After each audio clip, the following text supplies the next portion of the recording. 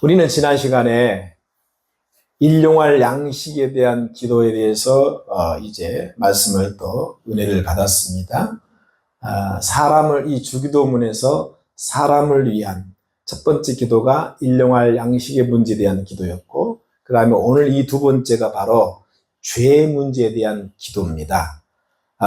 그래서 예수님께서는 오늘 이 주기도문에서 9절 말씀에 너희는 이렇게 기도하라 라고 이제 말씀하시면서 우리가 앞으로 죽을 때까지 하나님 앞에 기도를 하며 살아야 되는데 그 기도에 대한 방향성, 그 목적성을 정확하게 우리에게 제시하고 있어요. 그래서 오늘 이 본문은 바로 죄에 대한 것을 이제 우리에게 가르쳐 주고 있습니다. 우리가 우리에게 죄 지은 자를 사하여 준 것 같이 우리 죄를 사하여 주시옵고 이렇게 기록이 되었죠. 제가 예수를 믿고 좀 이 구절, 원래 예수 믿으면 우리가 이제 그 옛날에는 그 학습을 받고 그리고 1년 있다가 이제 세례를 받잖아요. 근데 이제 그 공부를 하게 되는데 우리가 주기도문을 다 외워야 이제 통과가 됩니다. 주기도문을 외우지 못하면 통과가 안 돼요. 근데 이 구절이 좀 제가 이해가 안 되었어요. 왜냐하면 우리가 우리에게 죄 지은 것, 우리가 우리에게 죄 지은 자, 좀 이해가 되지 않았어요. 그런데 제가 나중에 이제 알게 된 구절이지만, 우리는 항상 이 성경을 볼 때에 그 당시에 사회적인, 문화적인, 종교적인 배경을 반드시 이해해야 됩니다. 그러니까 아브라함의 믿음의 행동을 보려면, 아브라함 시대 때의 그 당시에 문화적, 사회적인, 종교적인 배경을 알아야만이 어떻게 자기 아들을 갖다가 그 제물로 바칠 수 있을까? 이건 정말 우리가 있을 수 없는 일이잖아요. 그런데 그 당시에 고대 근동 지방의 문화적인, 종교적인 배경은요, 자기가 믿는 그 절대적인 신에게는요, 인신제의라는, 다시 말씀드리면 사람을 갖다가 제물로 바치는 그러한 시대였다는 거예요. 그러니까 그런 관점에서 보면 자기 아들을 그렇게 이제 신께 바치는 것이 그 당시에는 가능했구나, 이렇게 이해가 되어지는 것이죠. 그래서 오늘 우리가 우리에게 죄 지은 자 이렇게 말할 때에 이제 그 당시에 예수님 당시에 또 우리가 교회적인 배경을 또 이해해야 한다는 말씀입니다. 우리가 알다시피 예수님을 이제 기점으로 초대교회가 세워지지 않습니까? 예수님이 교회를 세웠으니까. 그러니까 그 당시에는 이 모든 예배가 가정 예배로 드렸어요. 가정 예배. 가정에 가서 예배를 드리는 거예요. 아주 작은 단위. 그것이 바로 우리 기독교 교회의 배경의 시작이었습니다. 가정교회가. 그들은 이렇게 가정에서 하나님께 예배를 드리면서 가장 먼저 했던 신앙 고백이 죄에 대한 고백이었어요. 죄의 고백. 우리가 교회에 오자마자 또 우리가 한 주간을 돌아보면서 나를 돌아보면서 정말 주님 앞에 나를 점검하고 죄에 대한 고백을 하지 않습니까? 그렇게 그런 기도를 드렸다라는 얘기죠. 그래서 이 교회가 처음으로 생겨나면서부터 초대교회는 지금처럼 이렇게 무슨 뭐 예배 순서, 우리는 주보가 딱 있잖아요. 순서대로 쫙 하잖아요. 이런 게 전혀 없었어요. 그냥 그들은 모이면 같이 기도하고 그 다음에 또 모여서 빠이빠이 하면 흩어지면 전도했어요. 이게 사도행전에 나오죠. 모이면 기도하고 흩어지면 전도했다는 말씀이 어떤 정형화되고 예식화된 그런 것이 없었다는 거예요. 그런데 여러분, 이 성도 간에 모여서 꼭 빠지지 않고 반드시 그들이 했던 하나의 여러분요 습관이 있었습니다. 그게 여러분 오늘 우리가 이제 나와 있는 바로 서로 간에 우리가 우리에게 죄 지은 자, 즉 서로 간에 잘못된 그 죄에 대해서 고백하고 또 용서하고 용서받는 예식이 있었다는 거예요.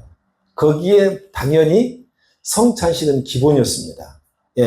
그러니까 그들은 뭐 이렇게 정해놓고 성찬식이 한 게 아니라 그냥 모이면 주님의 살을 상징하는 떡을 떼고 피를 상징하는 포도주를 마셨어요. 그리고 이제 그들은 서로에 대한 주님의 끈끈한 사랑으로 이제 죄를 고백하고 용서하고 용서받는 그런 일들이 매 순간마다 있었다라는 거예요. 그게 바로 예배의 마지막에 클라이막스였습니다. 클라이막스. 그렇기 때문에 12절에 우리가 우리에게 이 말을 바꿔 말하면 성도가 성도에게, 또는 우리 성도는 다 한 사람 한 사람이 교회잖아요. 내가 교회잖아요. 교회가 교회에게, 성도가 성도에게 지은 죄를 그리스도 예수의 이름으로 용서했다는 것입니다. 그게 해석하는 게 맞습니다. 이것이 오늘날 천주교에서는 성도가 성도 간에 여러분 죄를 고백하지 않고, 물론 우리 기독교는 우리가 하나님께 직고하잖아요. 내가 지은 죄를 하나님께 직고하고, 또 형제 자매의 잘못한 가서 우리가 또 용서를 빌기도 하고, 천주교에서는 어떻게 합니까? 사람에게 하지 않고 또 신부를 통해서 고해성사라는 고백을 합니다. 한 단계 거쳐가지고. 여러분 왜 이런 게 중요하냐면요, 죄 때문에 이 죄로 인해서 사람과의 관계가 막히면 그 다음에는 하나님과 관계는 100% 막혀버립니다. 그래서 우리가 사람과의 관계가 그만큼 중요한 거예요. 할렐루야. 내가 왜 원수라도 용서해 줘야 되는가? 용서 줘야 할 이유는 단 한 가지입니다. 내가 그 사람을 용서하지 않으면 하나님이 나를 용서하지 않습니다. 이 말은 뭐예요? 나의 기도를 하나님 안 듣는다는 거예요. 이것이야말로 가장 큰 우리 인간의 교만입니다. 그래서 우리 마음속에 이 조금이라도 서운한 마음, 어떤 그런 이런 것이 든다라면요, 그건요 내 자신을 죽이는 겁니다. 그래서 우리는 반드시 하나님과 사람 앞에 이것을 풀어야 한다는 것이 성경의 원리이고 원칙이라는 겁니다. 할렐루야. 혹시 여러분 가운데 나한테 서운한 사람이 있으면 찾아와서 얼른 고백하시기 바랍니다. 내가 용서해 줄 테니까. 그것이 나를 살리고요, 여러분 내 믿음을 세워가는 여러분요 지혜로운 길입니다. 할렐루야. 그래서 마태복음 5장 그 다음에 22절에 나오면, 우리 22절 한번 읽어볼까요? 뭐라고 말씀하고 있는지. 22절 시작. 마태복음 5장 22절. 앞장 22절 시작. 나는 너희에게 이르노니 형제에게 노하는 자마다 심판을 받게 되고, 형제를 위하여 라가라 하는 자는 공회에 잡혀가게 되고, 미련한 놈이나 하는 자는,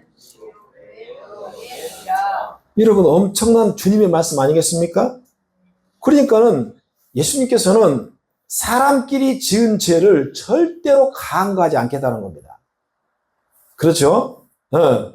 사람끼리 지은 죄를 회개하지 않으면 절대 간과하지 않고, 하나님은 공의로운 하나님께서는 뭐예요? 철저하게 갚아주신다는 겁니다. 그래서 형제에게 죄를 짓고 회개하지 않으면 오죽하면 여러분 지옥불에 던져버리겠다고 말씀하고 있습니다. 또 23절에는요, 내 형제들에게 원망 들을 만한 일이 있거든 생각이 나거든 예물을 제단의 앞에 두고 먼저 가서 형제와 화목하고, 그러니까 먼저 해결한 다음에 그 후에 와서 예물을 드리라는 거죠. 그러니까 사람이 사람에게 잘못을 때 회개하지 않으면 하나님께서는 여러분요 천국 길도 막겠다는 거예요. 이거 쉽게 생각할 게 아닙니다. 주님은 항상 내 이웃에게 하는 것이 곧 내게 한 것이라고 말씀하셨으니까. 그러므로 우리 성도님끼리 여러분 서로 화해하고 회개하는 것이 먼저는 여러분 내 자신을 위한 길인 줄로 믿습니다.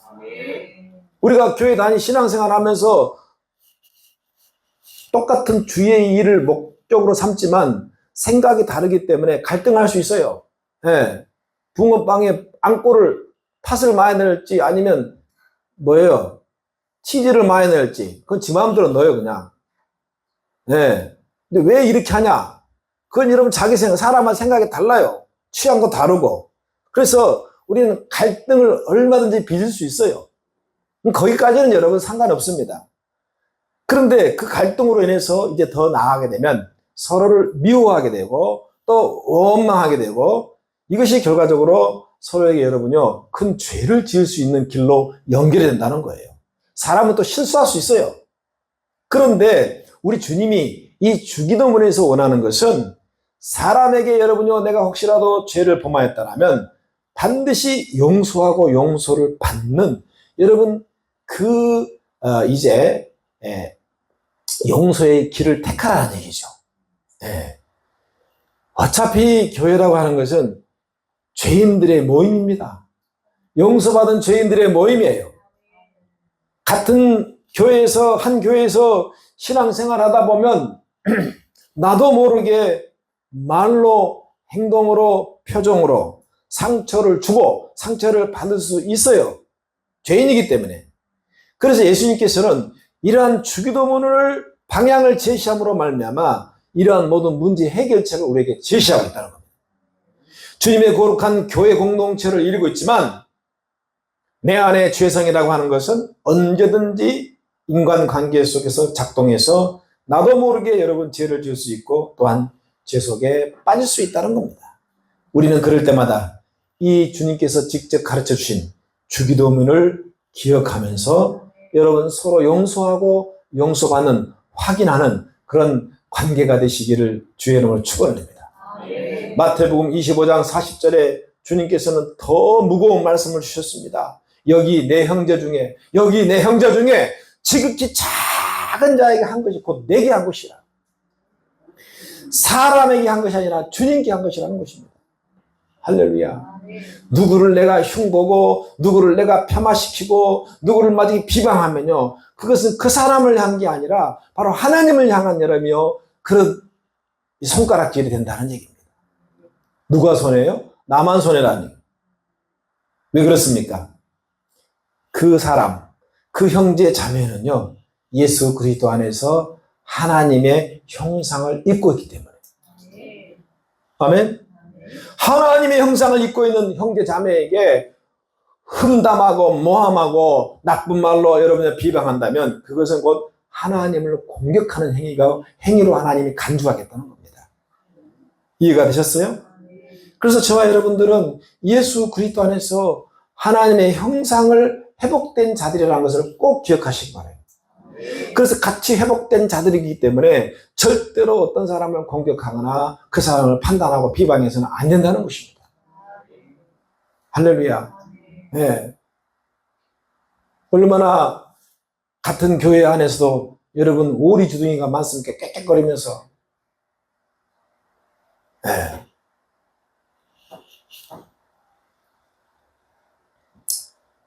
하나님의 형상을 입은 우리 모두는 다 존귀한 자들인 줄로 믿습니다. 그렇기 때문에 저 밖에 하나님을 모르는 저 불경건한 자들, 저들하고는 여러분 달라야 돼요. 우리가 성경을 보면 하나님 앞에는 창세기부터 두 가지 흐름이 있습니다. 이 두 그룹이 있어요. 하나는 하나님의 형상을 그대로 아담의 타락된 본성을 가지고 죄 가운데 살아가는 불경건한 사람들이 여러분요, 한 부류가 내려옵니다. 그 피가 내려와요. 다른 하나는 그래도 하나님 앞에 회개하고 이 죄 문제를 해결받은 하나님의 형상을 회복한 경건한 자들이 있어요. 이 두 부류는 창세기부터 오늘날 지금까지 여러분 그대로 내려오고 있습니다. 아담이 하와 동침하여서 가인과 아벨을 낳지 않습니까? 하지만 제사 문제로 가인이 자기 제사는 안 받고 동생 아벨 제사만 하나님이 받으니까 미운 다툼, 시기 질투가 발동되어서 비교의식, 시기 질투 발동되어 가지고 동생 아벨을 들판으로 유인해 가지고 살인을 벌입니다. 그런데 하나님은 그 경건한 아벨의 자리를 빈 공간으로 놔두지 않으시고 아담과 하와를 다시 동침하게 해서 이제 세 번째 아들인 우리가 잘 아는 셋을 낳게 됩니다. 네.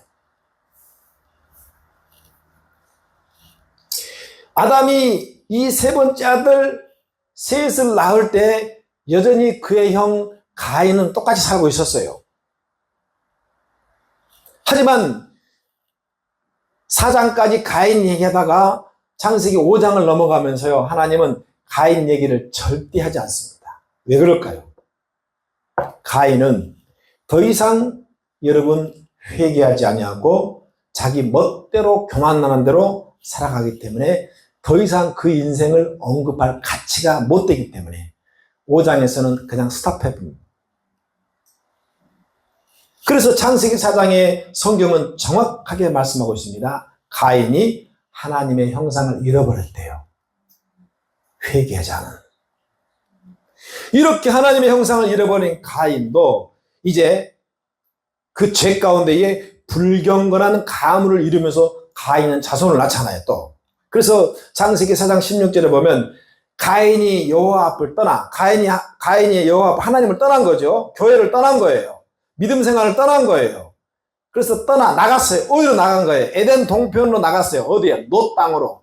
놋 땅에 거했더니 아내와 동침하여 그와 잉태하여 에녹을 낳은지라.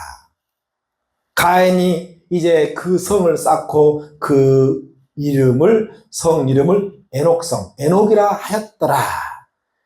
네. 하나님을 떠나고 집을 나가버린 거예요. 네. 그래서 이 놋 땅이라고 하는데요. 이 놋이란 땅의 여러분요, 뜻은요, 인생의 방향, 목적, 길을 잃어버리고 짐승처럼 살았다는 거예요. 여러분, 세상 사람들 겉으로 볼 때는 멀쩡해 보이고, 뭐 좋은 차 끌고 다니고, 좋은 집에 살고 다니니까, 맛있는 거 먹고 다니니까 멀쩡해 보이잖아요. 그렇지 않아요. 하나님 보실 때는 저 짐승들입니다. 인생의 방향이 없어요. 목적이 없습니다. 왜 사는지 몰라요. 왜 먹어야 되는지, 왜 일해야 되는지 저들은 절대 모릅니다. 짐승이에요. 다만 다른 점은 언어가 통하고 말을 할 수 있는 짐승이에요. 영적으로 보면 그렇다는 얘기예요. 할렐루야. 그런데 우리가 하나님의 자녀가 되어서도 저 짐승들과 함께하면 되겠습니까?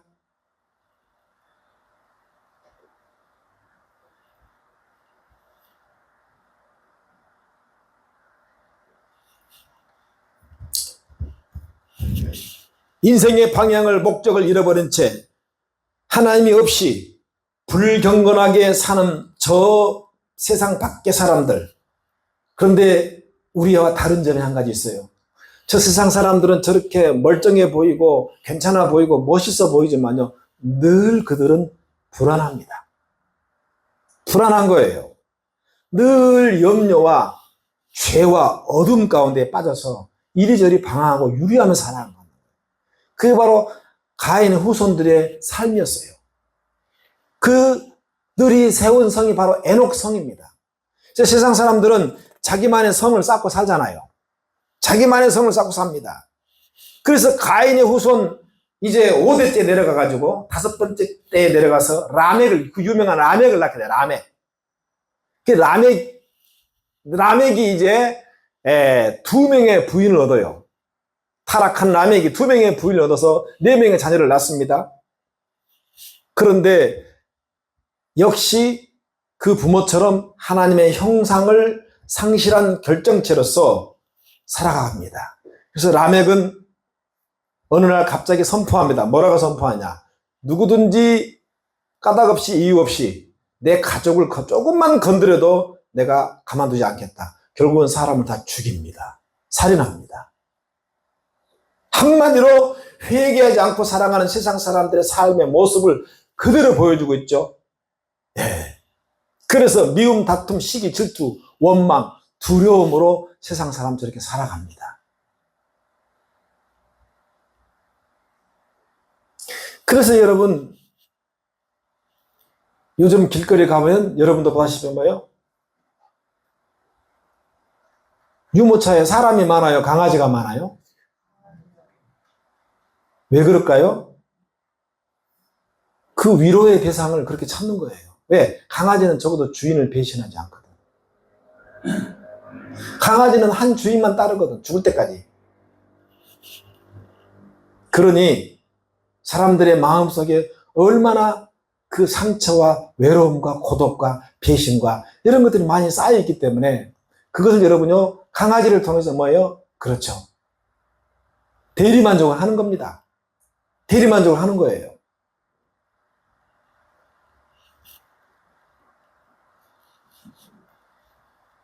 그래서 길거리 가다 보면 강아지가 뽀뽀하고 있고 여러분요. 아이스크림 하나, 너 한 입, 나 한 입, 너 한 입, 나 한 입.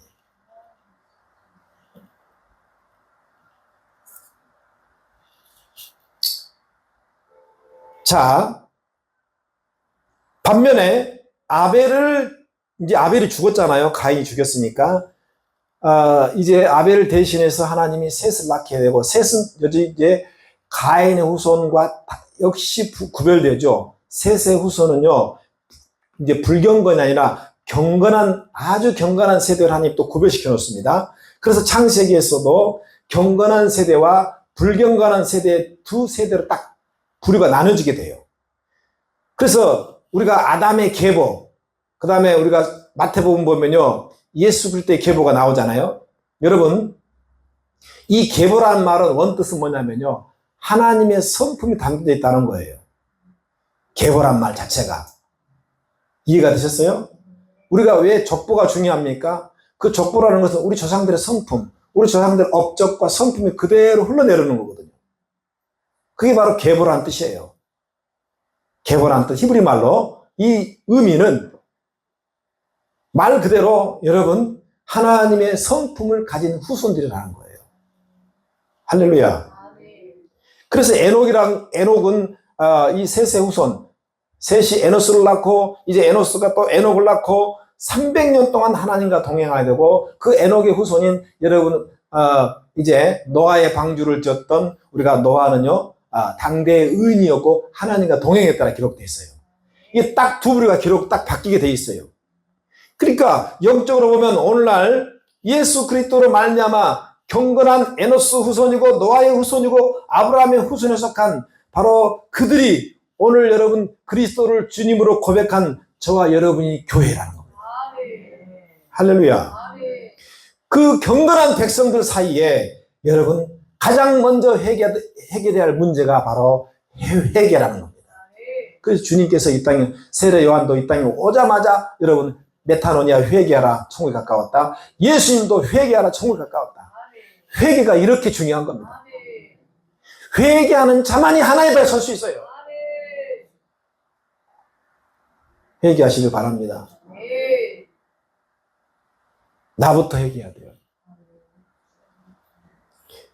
그래서 우리가 본문 후반부에 보면 기억해야 할 단어가 우리 죄를 사하여 주옵소서. 네. 사한다는 뜻은요, 내 힘으로 내 능력으로 도저히 갚을 수 없는 어떤 빚을 탕감해준다, 면해준다는 뜻이에요. 여러분 우리 죄가 그렇지 않습니까? 우리 힘으로는 도저히 탕감받을 수 없잖아요. 용서받을 수 없는 비참한 상태였잖아요. 그런데 예수 그리스도의 십자가의 사랑으로, 그 복음으로 말미암아 우리가 고백함으로 모든 죄를 용서받았고, 우리가 여러분 주님의 보혈로 예수의 피값으로 빛나교회라는 교회 공동체를 여러분 이루고 있습니다. 그런데 우리가 그들에게, 교회에게 아까 말한 우리가 우리에게 상처를 주고 여러분 마음 아파하게 하면 안 된다는 거예요. 할렐루야. 그래서 하나님의 자녀들은 이렇게 기도하라는 거예요. 즉 주님, 내가 지은 죄로 말미암아 주님 앞에 갚아야 할 죄들이 너무나 많습니다. 하지만 성도가 사람에게 갚을 죄를 예수님의 이름으로 용서한 것을 주님이 기억하셔서 하나님 앞에 지은 죄들을 고백하면서 여러분요, 나의 죄를 용서해달라고 여러분 고백해야 한다는 겁니다.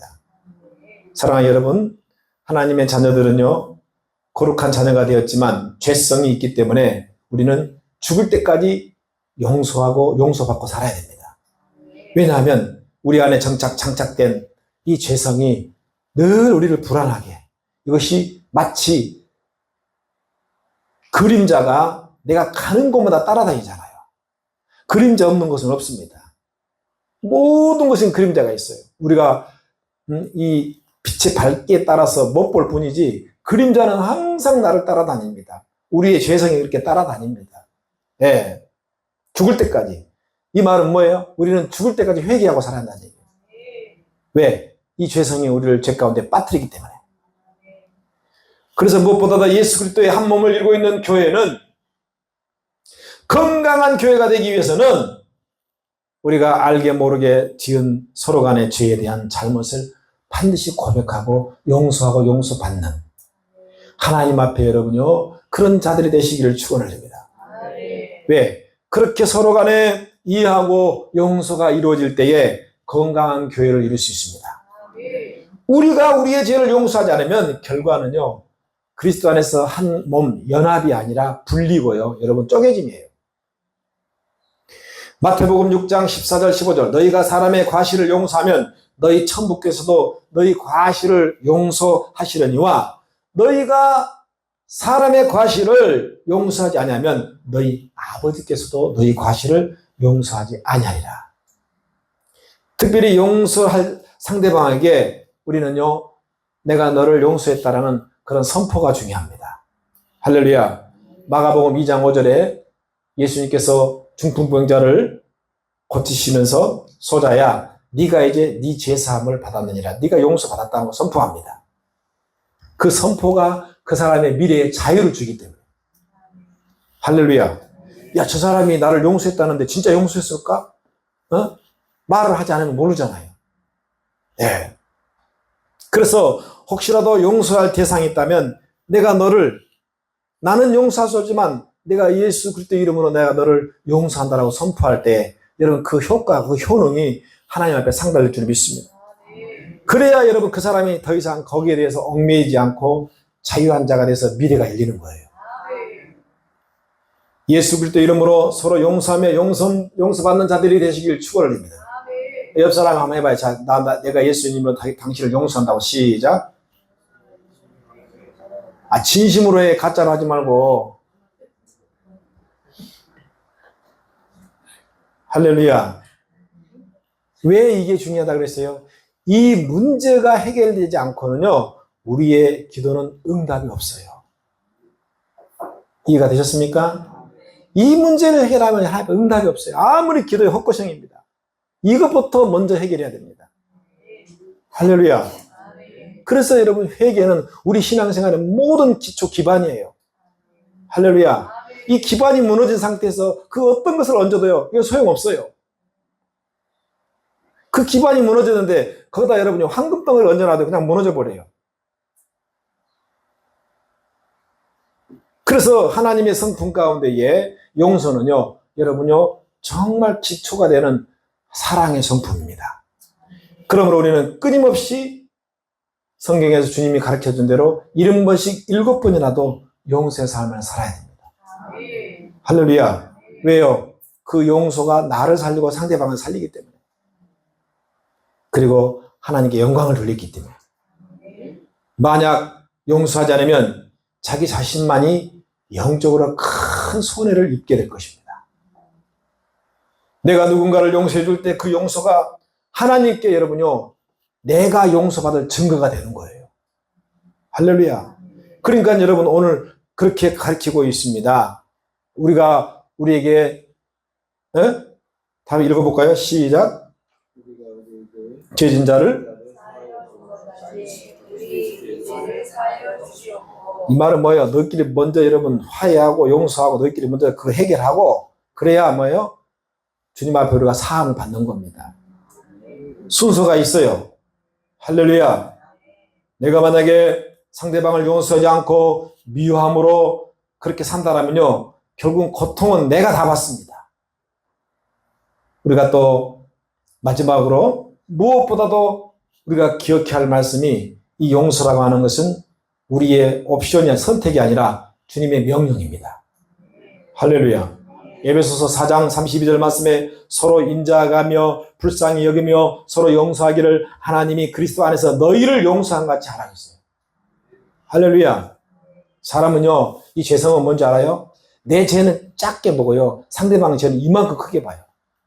그래서 주님이 그래서 말씀하신 게 뭐예요? 야, 네 눈에 있는 들보는 깨닫지 못하고 상대방에 있는 작은 티끌만 네가 크게 보냐? 한번 따라. 결국은 인간은 다 똑같다. 아멘. 멀쩡해 보이는 다 똑같은 거예요. 벗겨놓고 목욕탕 가봐야 다 똑같아요. 똑같습니다. 하지만 우리가 회개하고 회개 안 하는 차이예요. 네. 우리가 천국 가는 것도 결국 회개할 천국 가잖아요. 그들보다 죄가 적어서요? 그렇지 않습니다. 무엇보다도 우리가 마귀적인 사탄 마귀의 그 미움의 영, 더러운 그 사탄 마귀 미움의 영에 지배받지 않기 위해서는요, 그리스도의 보혈이라는 이 지우개를요, 매일 사용해야 돼요. 할렐루야. 보혈의 지우개로 계속 지워야 돼요. 또 지우고 또 지우고, 할렐루야. 우리가 글을 쓰다 잘못 지우면 어디 옛날에 연필로 잘못 쓰면 지우개로 지우고 다시 쓰잖아요. 이것처럼 우리가 잘못된 거 다시 지워야 됩니다. 할렐루야. 그래야 여러분요, 그 사탄 마귀의 그 미움의 영에 지배받지 않아요. 네. 예수 그리스도의 보혈의 지우개로 우리 안에 가슴 속에 박혀있는 그 마음의 상처들을 깨끗하게 여러분요 지운 만큼 사랑으로 다시 채워줄 줄 믿습니다. 소극적으로 하지 마시고 적극적으로 선포하시기 바랍니다. 할렐루야. 그래야 원수 마귀가 도망가는 거예요. 따지고 보면 죄는 여러분 아담과 하하가 진 게 아니잖아요. 따지고 보면 아담과 하하도 피해자예요. 어떻게 보면 가룟 유다가 예수를 팔았지만 따지고 보면 뭐예요? 마귀가 그 속에 들어간 거예요. 그래서 죄의 원수는 그 사람이 아니에요. 그 사람에 들어가서 역사하는, 죄를 짓게 하고 역사하는 사탄 마귀가 원수예요. 할렐루야. 표면적으로는 유다가 예수를 팔았지만 실질적으로는 그 속에 들어간 마귀가 예수를 판 겁니다. 그래서 깊게 생각해 보면 가룟 유다도요, 마귀로 인한 하나의 피해자입니다. 할렐루야. 네. 그래서 우리는 주님의 말씀대로 원수까지라도 용서하는 마음을 가지게 될 때 내가 용서받게 될 줄 믿습니다. 이게 성경의 원리입니다. 할렐루야. 네. 그 용서함이 없이, 깨끗하게 지우개가 없이, 아무리 여러분 기도해 본들 그냥 결안으로 파헤치기인 거예요. 네. 천국 열쇠. 천국 열쇠를, 그게 바로 첫 번째가 회개입니다. 마지막으로 원수 같은 사람을 상대하는 여러분 세 가지 방법이 있다고 합니다. 첫 번째는 그 사람이 모르는 멀리 도망가는 방법. 그러니까 수원에서 부산으로 가면 돼요.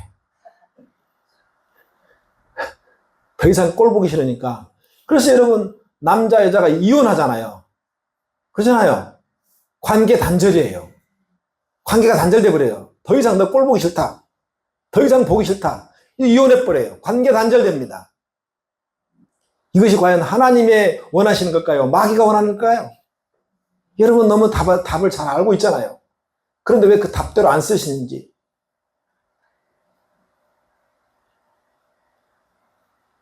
그냥 단절돼가지고 그냥 끝내버리면 여러분 본인은 그렇게 시원하고 본인은 여러분이 원을 풀지 몰라도요, 그것은 절대로 하나님이 기뻐하는 마음이 아니라는 겁니다. 할렐루야. 두 번째로 맞짱 뜨고 싸우는 거예요. 여성분들, 남자가 물건 하나 집어 던지면 그냥 3개 던져버려요. 맞짱 떠버려요, 그냥.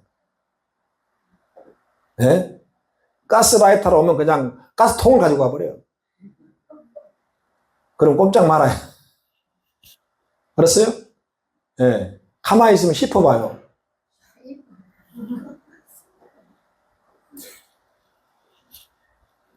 네. 나이가 들면 남자는 반드시 여자한테 지게 되어 있습니다.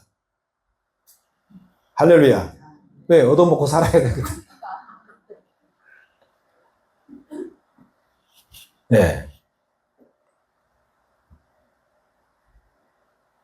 그런데 진짜 그렇게 하면 안 되고요.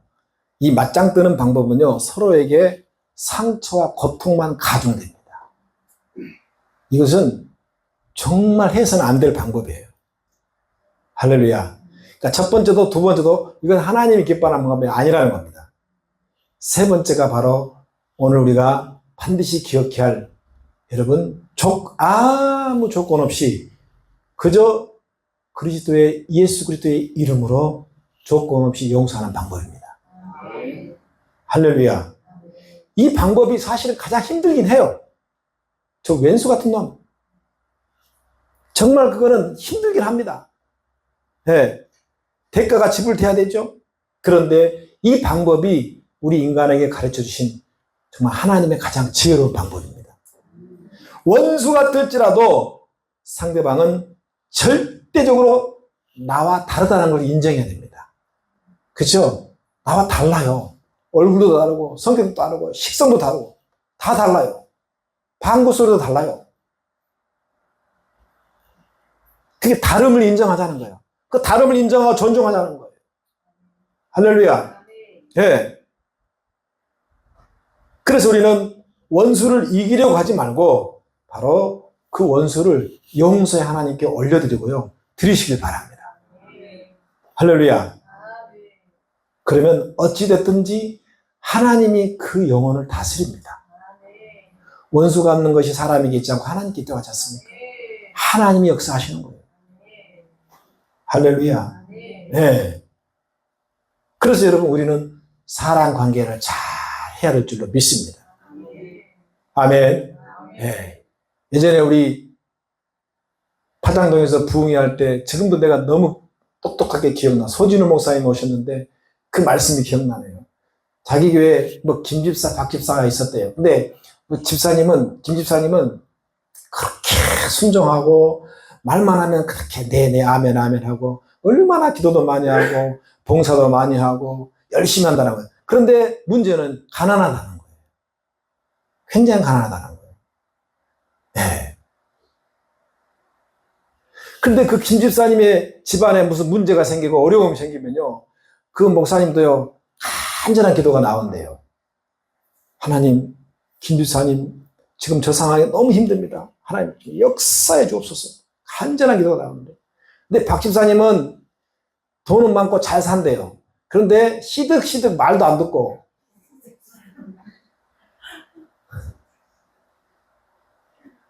그냥 주일날도 그냥 아주 그냥 모처럼 빠져간다 그래. 쏙쏙 빠져버리고 결정적인 데 빠져버리고 교회도 잘 안 나오고. 그런데 뭐 그래도 헌금을 많이 한대. 그런데 그 집안에 문제가 생기면 그 목사님이 어떻게 기도한다고 그랬어요? 주님, 깨닫게 하옵소서.